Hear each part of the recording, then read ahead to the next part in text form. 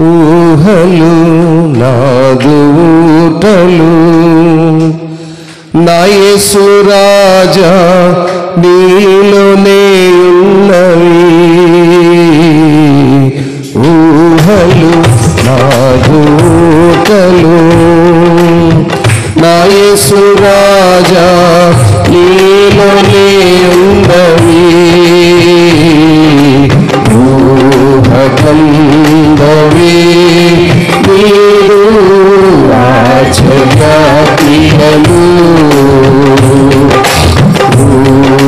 ఊహకందవి నీరు ఆచర్యక్రియలు. ఊహలు నాదు ఊటలు నా యేసు రాజా నీలోనే ఉన్నవి. ఊహకందవి నీరు ఆచర్యక్రియలు.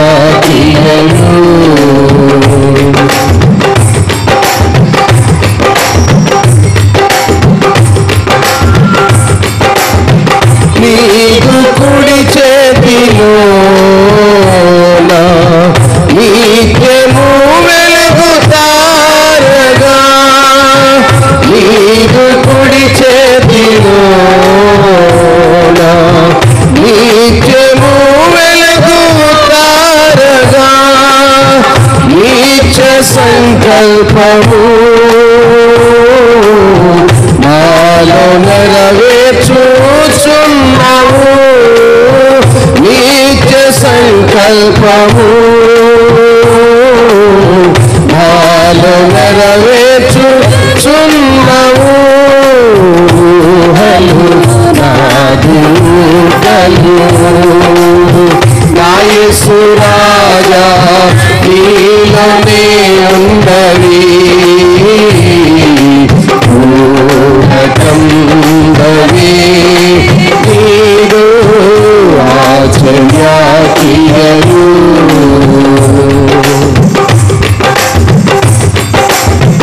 శత్రువులు పూడ్చిన ఊటలన్నీ త్రవ్వగా. శత్రువులు పూడ్చిన ఊటలన్నీ త్రవ్వగా. జలలు గల ఊటలు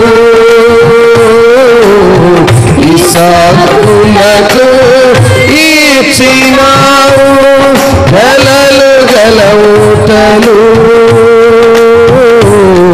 ఇస్సాకునకు ఇచ్చినావు.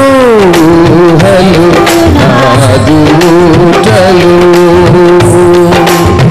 నా యేసు రాజా నీలోనే ఉన్నవి.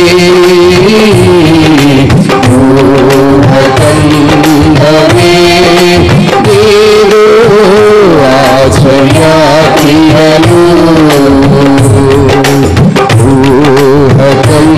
ఊహకందవి నీరు ఆచర్యక్రియలు.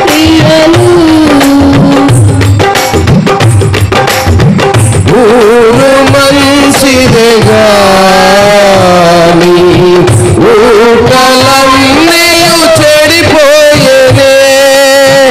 ఊరు మంచిదిగా నీ ఊటలన్నీ చెడిపోయేనే.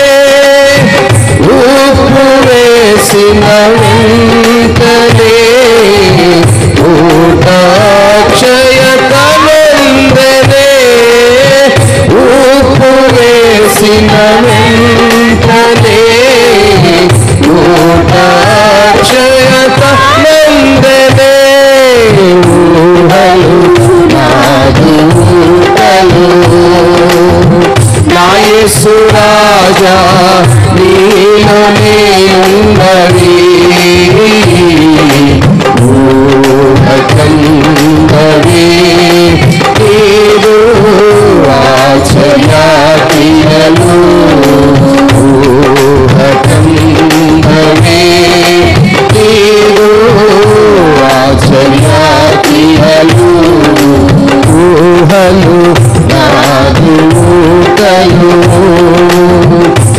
యేసు రాజా నీలోనే అందరి ఊరకందరి నీరు ఆశ్రయాకియను. హల్లెలూయా, స్తోత్రం. మంచిది. దేవుని ఉన్నతమైన ఘనమైన నామములో ఈనాటి శిలువ ధ్యానంలో నుంచి దేవుడు మనల్ని గడిచిన దినమున మరి కొన్ని సంఘ కార్యక్రమాల నిమిత్తమై మరి ముందుకు కొనసాగలేకపోయినప్పటికీ దేవుడి దినమున మరలా తన ఉన్నత కృపలో మనందరినీ సమకూర్చి దేవుడిచ్చిన ఉన్నత సమయాన్ని బట్టి దేవాతి దేవునికి చేరొచ్చిన మీకందరికీ ప్రభు పేరిట వందనాలు, శుభాలు తెలియజేస్తున్నాను. మంచిది. చాలా ఉన్నతమైనటువంటి ఉపదేశమును దేవుడు మనకు బోధించబోతూ ఉన్నాడు. స్తోత్రం.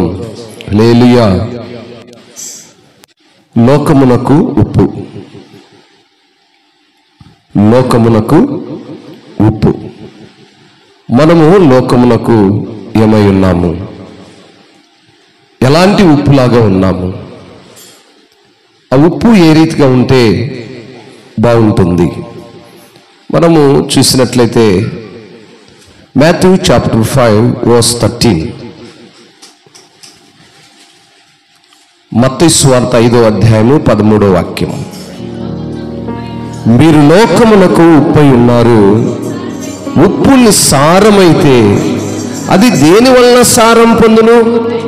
అది బయట పారవేయబడి మనుషుల చేత త్రొక్కబడుటకే గాని మరి దేనికి పనికిరాదు.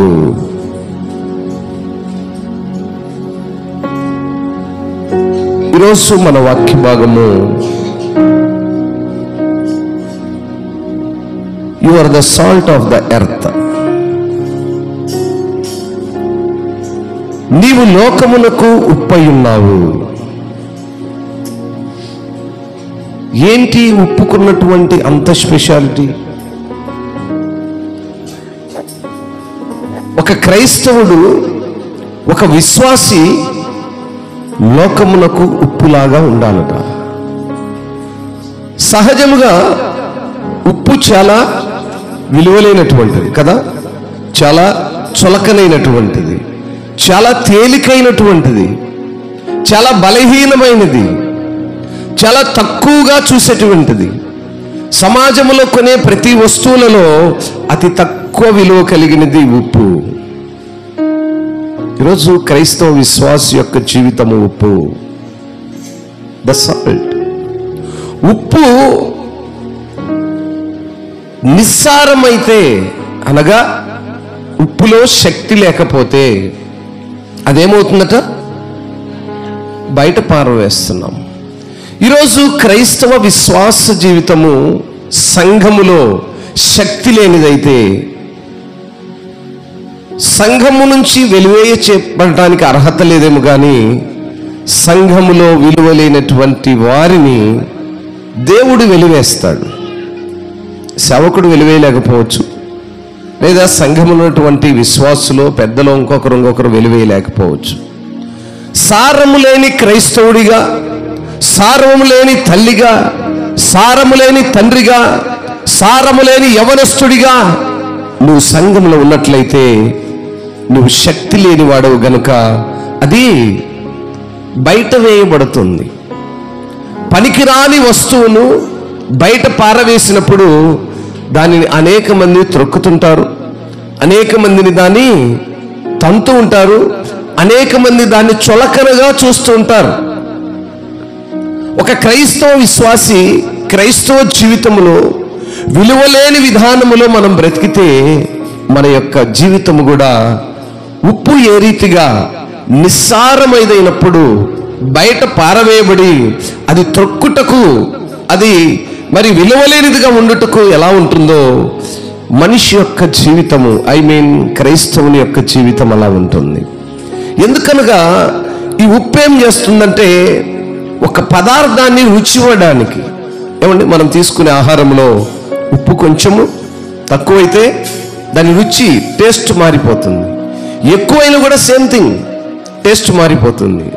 కనుక క్రైస్తవ జీవితం ఎలా ఉండాలంటే ఎక్కువ లేకుండా తక్కువ లేకుండా దేవుని చిత్తంలో నడుస్తున్నటువంటి క్రైస్తవ బిడ్డలుగా ఉండాలి. రెండవదిగా ఉప్పును మరి ఒక ప్రత్యేకమైన పరిస్థితికి వాడతారు. ఉప్పు దేనికి ఇంకా పనికి వస్తుంది చెప్పండి? ఒక వస్తువును పాడు చేయకుండా ఉంచడానికి పనికి వస్తుంది. ప్రత్యేకంగా ఒక శరీరము, ఈ మంటి శరీరము ఉప్పులో ఎక్కువగా పెడుతూ ఉంటారు. కారణం ఏంటంటే ఆ దినాల్లో నాకు బాగా గుర్తు, మా నాన్న చనిపోయిన దినాలు నాకు ఒక 20 years బ్యాక్ అబో. మా అత్తయ్య పూనాలో ఉంటుంది. చనిపోయింది తెలిసిన వెంటనే ఆమె అక్కడి నుంచి రావడానికి 1.5 day జర్నీ పడుతుంది. 1.5 day ఆ బాడీని ఉంచాలి అంటే అప్పుడు గీజర్ బాక్సులు అంత అందుబాటులో లేవు, ఏసీ బాక్సులు అంత అందుబాటులో లేవు, చాలా కష్టంగా దొరికే పరిస్థితులు. ఆ దినాల్లో ఉప్పు పెద్ద బస్తాలుగా తీసుకొచ్చి ఆ బస్తాల మీద ఈ బాడీ ఉంచాము 1.5 day, ఒక రోజున్నరంతా మా ఇంటి ముందర. అంటే ఉప్పు దేనికి పనిచేస్తుంది? ఆ శరీరము కుళ్ళిపోనివ్వకుండా ఉంచడానికి కూడా ఉప్పు ఉపయోగకరంగా ఉంది. నీవు తీసుకునే ఆహారము ఏ రీతిగా రుచిని తెలియజేస్తుందో, నీ శరీరము కుళ్ళిపోవటానికి కూడా అలాంటి పరిస్థితులు రానియకుండా ఆ ఉప్పు కాపాడేదిగా ఉంటుంది. అటువంటి ఉప్పు లాంటి జీవితాన్ని విశ్వాసులు ఏం చేయాలంటే, మరి సంఘములో దైవభక్తికి తార్కణాలుగా ఉంటూ సమాజంలో స్పష్టంగా కనిపిస్తున్నటువంటి నైతిక పతనం అంటే సంఘాల్లో సారము లేని విశ్వాసిగా, సారము లేని పెద్దగా, సారము లేని యవనుడిగా నువ్వు బ్రతుకున్నప్పుడు దాని ప్రయోజనం ఏంటంటే, ఉప్పు ఏ రీతిగా సారము లేదుగా ఉన్నప్పుడు పారవేయబడుతుందో, క్రైస్తవ జీవితం కదా దేవునికి ఇష్టముగా బ్రతకలేనప్పుడు అది పారవేయబడుతుంది. కనుక అది పారవేయబడినప్పుడు ఏమవుతుంది? మీరు లోకమునకు ఉప్పై ఉన్నారు. ఉప్పు నిస్సారమైనైతే దేని వలన సారం పొందును? ఏమండి, నిస్సారమైనటువంటి జీవితము మరలా పునరుద్ధరించబడాలంటే ఎలా వస్తుంది? ఏ విధంగా దాన్ని మనము ఆ పునరుద్ధరణలోనికి తీసుకురావచ్చు? అలాంటి స్థితిని మనము లేఖన భాగాల్లో చూసినప్పుడు అదేమవుతుందంటే, ఇప్పుడున్నటువంటి పరిస్థితిని మనం గమనిస్తే సంఘాల్లో పరిశుద్ధాత్మ శక్తిని ఆపివేసి ప్రపంచములు ఇప్పుడు ప్రబలున్న దురాత్మను ఆపలేక నులివెచ్చగా మారిపోతే దేవుడు అట్టి వాటిని ఉమ్మివేస్తున్నాడట. దేవుడు ఉమ్మివేస్తున్నాడు. క్రైస్తవ జీవితము ఎప్పుడైతే సారము లేనిదిగా ఉంటుందో దేవుడు అటువంటి సంఘాలను, అటువంటి విశ్వాసులను, అటువంటి బిడలను ఉమ్మివేస్తున్నాడట. ఈనాడు నా ప్రియ దేవుని సంగమా, లోకములో మనం నివాసం చేస్తున్నప్పుడు మనం ఏమై ఉన్నాము? సారము కలిగిన ఉప్పు వలె ఉన్నామా?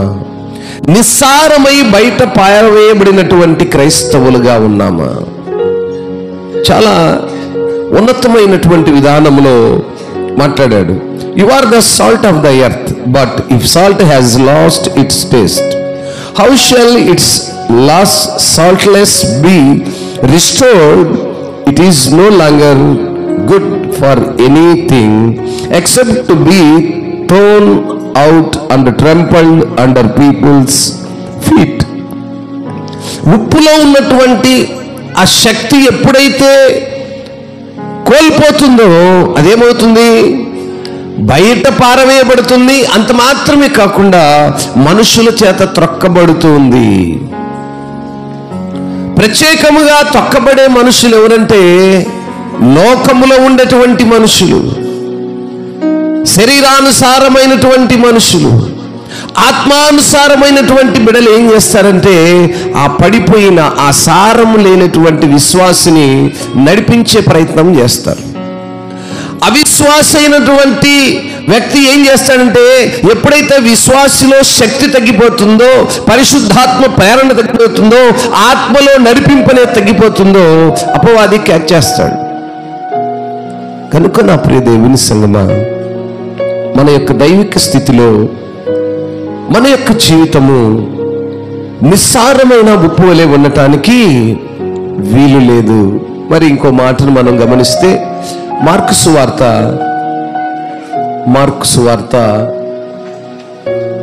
9వ అధ్యాయము 50వ వాక్యములు కూడా చాలా చక్కగా రాస్తాడు. ఉప్పు మంచిదే గాని ఉప్పు నిస్సారమైన ఎడల దేనివల్ల దానికి సారము కలుగజేతురు? మీరు ఉప్పు సారము గలవారై ఉండి ఒకరితో ఒకరు సమాధానముగా ఉండుడని చెప్పెను. స్తోత్రం, హల్లెలూయా. ప్రియులారా, ఈ మాటను మనం గమనించినప్పుడు, salt is good, but if the salt has lost its saltness, how will you make it salty again? Have salt in your less and be at peace with one another. మన యొక్క ఆత్మీయ జీవితంలో ఉప్పును గురించి చక్కగా చెప్పే మాట అంటే, ఉప్పు మంచిదే గాని, విశ్వాసి మంచివాడే గాని, ఆ విశ్వాసులు ఉన్నటువంటి ఆత్మీయ స్థితి పడిపోయిందనుకోండి, మరలా దానికి శక్తి ఎలా వస్తుంది? ఈరోజు నువ్వే ఉప్పు. ఒక విశ్వాసే ఉప్పు, ఒక విశ్వాసి సాల్ట్. ఆ విశ్వాసులు ఉన్నటువంటి శక్తి కోల్పోతే సారము లేనటువంటి విశ్వాసిగా, సారము లేనటువంటి దేవుని కుమారుడిగా, కుమార్తెగా ఈ లోకములో నీవు నేను జన్మించి ఈ లోకములో మరి నివాసం చేసినట్లయితే, ఆ సారము లేనటువంటి ఉప్పు, ఆ సారము లేని విశ్వాసి తుక్కబడతాడు, దేవుని నోటి నుండి ఉమ్మివేయబడతాడు, దేవుని యొక్క శక్తిని కోల్పోయిన వాడిగా ఉంటాడు. ఈ ఉప్పును ఒక విశ్వాసికి మాదిరిగా తీసుకొచ్చాడు. అందుకంటాడు, మీలో మీరు ఉప్పు సారము గలవారై ఉండి ఒకరితో ఒకరేమై ఉండాలి? సమాధానం కావాలి. ఇది చాలా కష్టమైన పని. సంఘాల్లో సమాధాన పడి ఉండటము, సంఘాల్లో ఒకరి ఎడల ఒకరు ప్రేమ కలిగి ఉండటము, సారము కలిగిన విశ్వాసిగా ఉండటము చాలా కష్టంగా ఉంటుంది. ఎందుకంటే సమాధాన పడటం అనేది కష్టమైన పని మొదట. ఎందుకంటే మనకున్నటువంటి పరిస్థితులను బట్టి, మనకున్న ఈగోస్ మనల్ని ఆ స్థితిలోనికి నడిపిస్తాయి. ఎవరి స్థాయిలో వారు నేను ఇది అనేటువంటి ఈగో ఉంటుంది. దానివల్ల ఏమవుతుందంటే సమాధాన పడేటువంటి ఆ విధానము చాలా కష్టతరంగా ఉంటుంది. కానీ వాక్యం సెలవిస్తుంది, విశ్వాస అనేటువంటి వాడు, సారము కలిగిన విశ్వాసి సమాధానపడే విశ్వాసిగా ఉండాలి. స్తోత్రం. మూడో మాటను చూసి మనము వాక్యాన్ని ముగించుకుందాం. మూడో మాటను మనం గమనిస్తే, లూకా సువార్త, లూక్ చాప్టర్ 14 వర్స్ 34. లూకా సువార్త 14వ అధ్యాయము 34వ వాక్యాన్ని చూద్దాం. ఉప్పు మంచిదే గాని ఉప్పు నిస్సారమైతే దేని వల్ల దానికి సారము కలుగును? అది భూమికైనను ఎరువుకైనను పనికిరాదు గనుక దానిని బయట పారవేయుదురు. వినుటకు చెవుల గలవాడు వినుగాక. ఆమేన్. ఇంతకంటే ఇంకేం చెప్తామండి? ఒక విశ్వాసకు ఉన్నటువంటి విలువలు, దేవుడు ఉప్పును నిర్మాణం చేసిన తర్వాత దానిలో ఉన్నటువంటి శక్తి, ఆ విశ్వాసకున్నటువంటి ఉప్పు వలె సారము కలిగినటువంటి ఆత్మీయ జీవితం, సంఘములో ఆత్మీయ జీవితంలో ఎదగవలసినటువంటి ఆ శక్తిని గురించి భక్తులు ఉప్పును చాలా మాదిరిగా తీసుకొచ్చారు. ఒక క్రైస్తవ విశ్వాస యొక్క జీవితాన్ని ఉప్పుకు పోలికగా తీసుకొచ్చాడు, మాదిరిగా తీసుకొచ్చాడు, ఉపవానముగా చెప్తూ ఉన్నారు. ఈరోజు నా ప్రియ దేవుని సంగమం, మనం ఎలా ఉన్నాము? Salt is good. ఆ మాట ఎంత అందంగా ఉందో. గుడ్ అనే మాట చాలా అది జీ ఫర్ గాడ్. అందువల్ల నాకు జీ అనే అక్షరం చాలా ఇష్టం. G for God, G for good. ఆ గుడ్ అనగా ఆ మంచి అనేటువంటి మాటను మనం తీసుకున్నట్లయితే, దేవుడు ఎప్పుడు మంచివాడే. God is good. ఆయన ఎప్పుడు మంచివాడే. సాల్ట్ మంచిదే అంటున్నాడు అంటే అర్థం ఏంటి? ఇందాక చెప్పాను, సాల్ట్ ఎవరు? మనము. విశ్వాసి మంచివాడే, మనం మంచి వాళ్ళమే.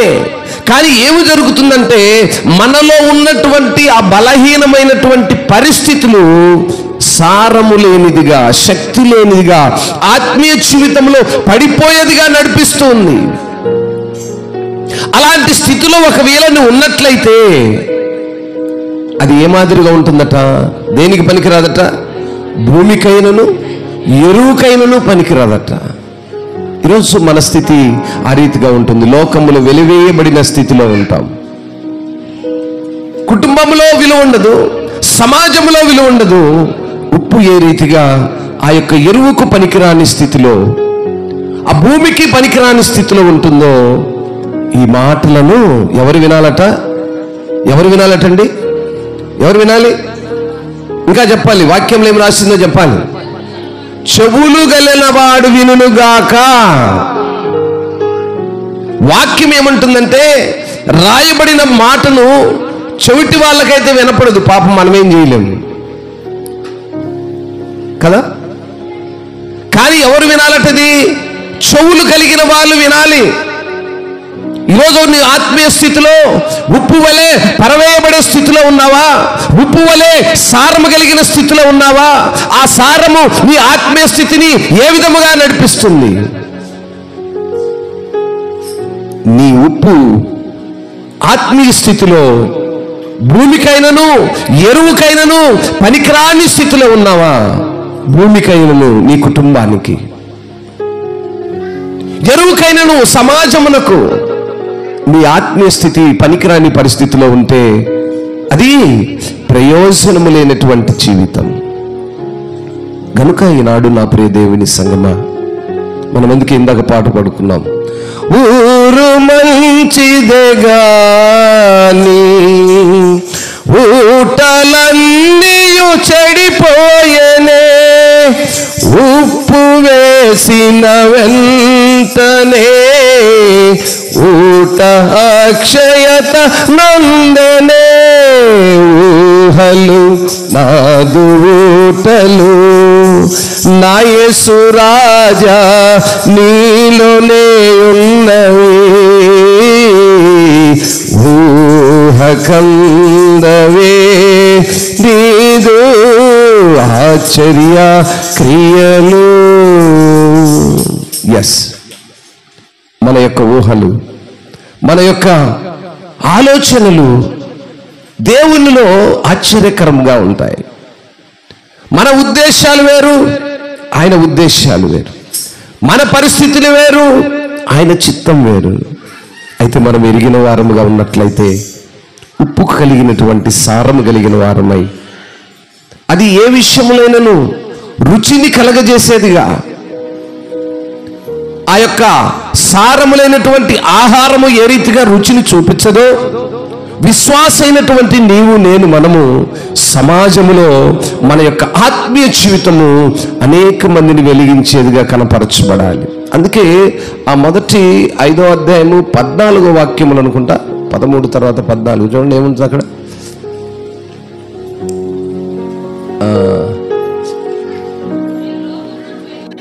ఎస్ ఎస్ చదువుమ్మా.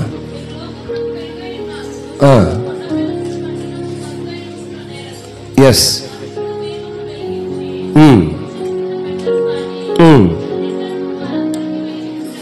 ఎస్, చాలమ్మా. ఎప్పుడైతే మనలో సారము కలిగిన విశ్వాసిగా ఉంటామో, మన యొక్క శక్తి ఆ ఉప్పు వలన, ఉప్పు అనేటువంటి సారము కలిగిన వ్యక్తిగా మనం ఉన్నప్పుడు మనం ఏమంటామంట? లోకమునకు వెలుగు. You are the light of the world. ఏమండి, ఏమైనామట? లోకమునకు వెలుగై ఉన్నాము. మీ ఇంటికో, మీ గ్రామానికో, మీ సంఘానికో కాదు, కానీ లోకమునకే వెలుగై ఉన్నాం. లోకమునకు ఏ రీతిగా ఉప్పై ఉన్నామో, లోకమునకు నీవు నేను మనం వెలుగుగా కూడా ఉంటాము. గనుక నా ప్రియ దేవుని సంగమా, నువ్వు దేవుని యొక్క కృపలో దేవుడు నిన్నొక ఉప్పు అనేటువంటి సాధనముగా ఆత్మీయ జీవితంలో అనేక మందిని వెలిగించేటువంటి బిడలుగా, అనేక మందికి మరి దేవుని సన్నిధిలో దేవుని యొక్క చిత్తమును, దేవుని యొక్క శక్తిని కనపరిచేటువంటి విశ్వాసిగా దేవుడు నిన్ను నన్ను ఏర్పరచుకున్నాడు. కనుక మన ఆత్మీయ స్థితి సారము కలిగినదై, మన ఆత్మీయ స్థితి భూమికైనను ఎరువుకైనను పనికిరాని స్థితిలో ఉండక, సంఘములో నువ్వు పనికొచ్చే ఒక ఆయుధముగా, ఒక పనిముట్టుగా, దేవుని యొక్క పాత్రగా ఉన్నప్పుడే ఉప్పు లాంటి నీ జీవితము సారము కలిగినదై, రుచి కలిగినదై, ఏ వస్తువును కొల్లిపోనీక అది శక్తితో నింపేదిగా ఉంటుందని వాక్యము మనతో మాట్లాడి ఉండగా దేవుడి మాటలు దీవించి ఆశీర్వదించును గాక. ప్రార్థన చేద్దామా? చిన్న ప్రార్థన చేసుకుందాం. తల నుంచి ప్రార్థనలోకి భవించుదాం. స్తోత్రం, స్తోత్రం, స్తోత్రం, స్తోత్రం. పరిశుద్ధుడా, జీవం కలిగిన తండ్రి, నీ ఉన్నతమైన నామాన్ని బట్టి మీకు వందనాలు, స్తోత్రాలు, స్తోత్రాలు నాయనా. ఇదిగో నాయన, రాత్రికాల సమయంలో యు ఆర్ ద సాల్ట్, నువ్వు ఉప్పై ఉన్నావు, లోకమునకు ఉప్పై ఉన్నావు. లోకములో నువ్వు సారము కలిగిన విశ్వాసిగా, సారము కలిగినటువంటి మరి తల్లిగా, తండ్రిగా, సంఘముగా, సంఘ బిడలుగా, ఆయన పిల్లలుగా ఏ రీతిగా ఉండాలో వాక్యం ద్వారా ఈరోజు మాతో మాట్లాడే దేవా మీకు స్తోత్రాలయ్యా. అవును తండ్రి, ఈ లోకంలో మేము ఉప్పుగా ఉంటున్నప్పుడు సారము కలిగిన విశ్వాసి, ఉప్పు వలె రుచిని కలిగిన వాడుగా, వెలుగై ఉండేవాడిగా, అనేక మందిని వెలుగో నడిపించేవాడిగా ఉన్నటువంటి కృపలో మమ్మల్ని ఉంచండి. అట్టి స్థితి లేని వారికి కృపనివ్వండి. ఉన్న ఈ వాక్యం ద్వారా ప్రభువా, చివరి మాటలు మీరు పలుకుతున్నారు, చెవులు గలవాడు ఈ మాటలను ఆలకించునుగాక. అవును నాయన, నిజముగా చెవులు కలిగిన వారు నీ వాక్యమును ఆధారము చేసుకొని వాక్యములో రాయబడిన ప్రతి మాటను వింటూ ఆ రీతిగా నడుచుకునే కృపలోనికి ఎత్తుపట్టండి. ఇదిగో నాయన, విశేషంగా మా ప్రియులనైనా మీ దాసులు అయినా మరి రెవరెండ్ డాక్టర్ రాంప్రసాద్ అయ్య గారు తండ్రి, బలహీన స్థితిలో నాయన, ఇదిగో మరి తలలో ఉన్నటువంటి ఆ యొక్క నరములలో ఏ భాగమందు గాయము కలిగిందో, ఏ భాగమందు రక్త ప్రసరణ ఆగిందో నైనా యేసు నామములో ఆ గాయములన్నీ కట్టబడును గాక, ఆ రక్త ప్రోక్షణ సమృద్ధిగా జరుగును గాక. నీ దాసుడు నీ పనిముట్టుగా వాడబడటకు కావలసినటువంటి సంపూర్ణ ఆరోగ్యము మీ వలనే కలుగును గాక. నాయన, సంఘము ప్రార్థించినప్పుడు అనేక గొప్ప కార్యములు చేసిన దేవా, ఈ దాసునికి మంచి ఆరోగ్యాన్ని దయచి, హాస్పిటల్లో ఉండగా తండ్రి కృప చూపండి. డాక్టర్లకు మంచి జ్ఞానాన్ని దయచి నాయన, ఔషధములు వాడుతున్నప్పుడు అవి ఆ శరీరములో పనిచేసి గాయములు కలిగిన చోట, రక్త ప్రసరణ ఆగిన చోట నాయన, నరములు కండరములు ఏ స్థలములో నాయన ఆ యొక్క బ్లాక్ అయినటువంటి ప్రతి కండరము, ప్రతి నరము నాయన యేసు నామములో రక్త ప్రసరణ సమృద్ధిగా జరుగునుగాక. అనేక సంఘములను కట్టుటలో, అనేక మంది సేవకులను నడిపించడంలో నీ దాసుని మీరు వాడుకుంటున్నారు. ఈ సమయంలో ప్రభు, ఆ కుటుంబం అంతా కూడా నీ దాసుని కొరకు, సంఘం అంతా కూడా నైనా నీ దాసుని కొరకు ఈ సమయంలో మేము జ్ఞాపకం చేసుకుంటూ ప్రార్థిస్తున్నాం. సహాయం దయచి, ఆరోగ్యాన్ని దయచి నాయన. ఇది ఈ రీతిగా తండ్రి, ఈ శిలువ ధ్యానములలో ఇంతవరకు వాక్యం ద్వారా మాతో మాట్లాడిన దేవా, నీ బిడ్డలను జ్ఞాపకం చేసుకుని నీ కృపలో ఎత్తి పట్టుకోమండి. యేసయ్య ఘనమైన నామములో ప్రార్థించి మనల్ని అడిగి వేడుకొని పొందుకొని ఉన్నాము తండ్రి. ఆమేన్.